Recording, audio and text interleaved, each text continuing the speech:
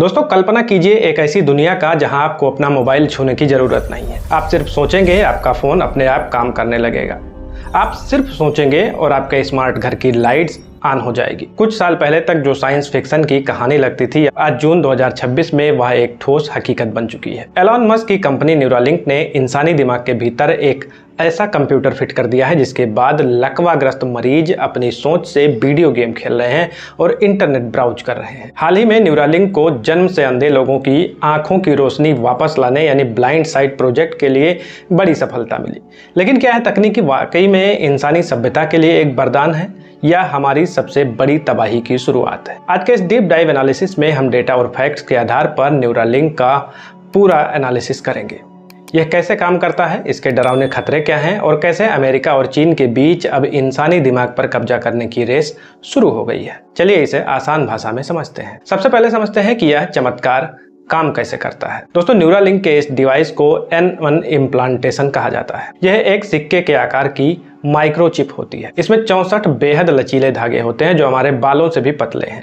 इनमें 1024 इलेक्ट्रोड्स लगे हैं जो दिमाग के सिग्नल्स को पकड़ते हैं। इंसानी हाथ इतनी सटीकता से सर्जरी नहीं कर सकते, इसलिए एक खास रोबोट बिना किसी खून की नस को काटे इन धागों को दिमाग के मोटर कॉर्टेक्स में फिट करता है। आपके सोचने पर दिमाग में जो बिजली पैदा होती है, यह चिप उसे 0 और 1 यानी बाइनरी कोड में बदलकर ब्लूटूथ से सीधे आपके फोन या कंप्यूटर में भेज देती है। साल 2026 तक इस R1 रोबोट की सर्जरी स्पीड और सटीकता इतनी बढ़ गई है कि यह प्रक्रिया लेसिक आई सर्जरी जितनी आसान और सुरक्षित बनने की दिशा में काम कर रही है। यूट्यूब पर बहुत अफवाहें हैं, लेकिन आइए न्यूरालिंक के ऑफिशियल ट्रायल डेटा पर नजर डालते हैं। जनवरी 2024 पहला ट्रायल।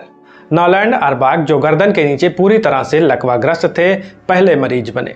उन्होंने रिकॉर्ड स्पीड से सिर्फ सोचकर कंप्यूटर कर्सर कंट्रोल किया और मारियो कार्ट जैसे गेम्स खेले। अगस्त 2024 दूसरा ट्रायल। एलेक्स नाम के मरीज ने सिर्फ सोचकर 3D डिजाइनिंग सॉफ्टवेयर यानी कैड चलाया और काउंटर स्ट्राइक 2 खेला। 2025-26 द एक्सपेंशन।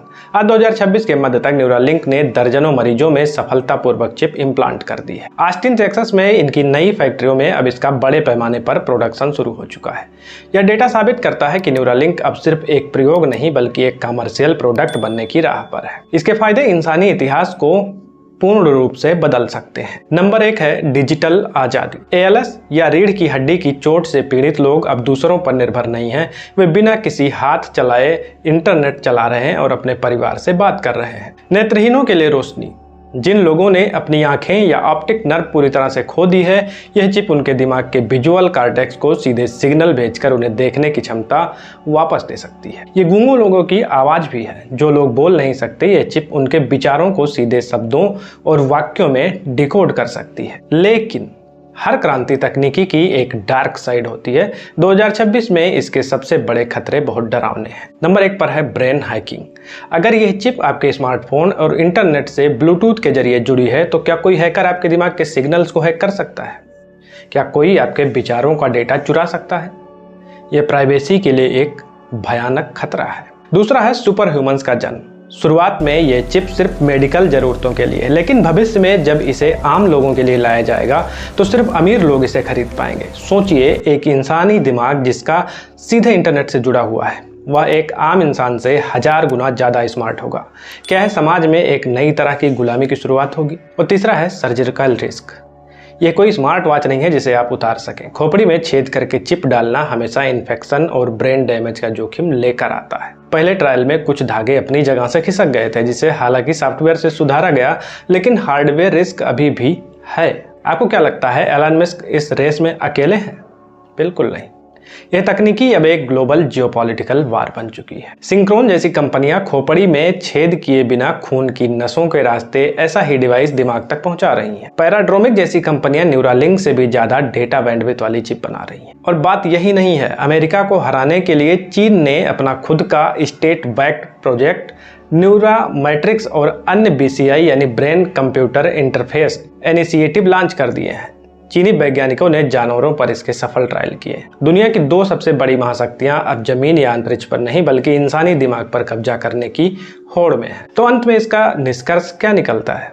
न्यूरालिंक केवल एक कूल टेक गैजेट नहीं है, यह मानव इतिहास और न्यूरो मेडिसिन का सबसे बड़ा टर्निंग पॉइंट है। मस्क का अंतिम लक्ष्य इसे आम इंसानों के लिए उपलब्ध कराना है, ताकि भविष्य में हम इंसानों से भी ज़्यादा स्मार्ट होने वाले एआई यानी आर्टिफिशियल इंटेलिजेंस का मुकाबला कर सके। तकनीकी हमेशा एक दोधारी तलवार होती है। यह या तो हमारे अपंग और बीमार लोगों को एक नया जीवन देगी या फिर इंसानों को हैक करने का सबसे बड़ा हथियार बनेगी। क्या भविष्य में अपने दिमाग में ऐसी कोई चिप लगवाना चाहेंगे, या आपको लगता है कि यह प्रकृति के साथ खिलवाड़ है? आपके जो भी विचार हैं कमेंट सेक्शन में जरूर बताएं। अगर आपको यह डेटा आधारित डीप डाइव एनालिसिस पसंद आया तो वीडियो को लाइक करें, दोस्तों के साथ शेयर करें और चैनल पे नए हैं तो चैनल को सब्सक्राइब करें। मिलते हैं नेक्स्ट वीडियो में, तब तक के लिए जय हिंद, जय भारत।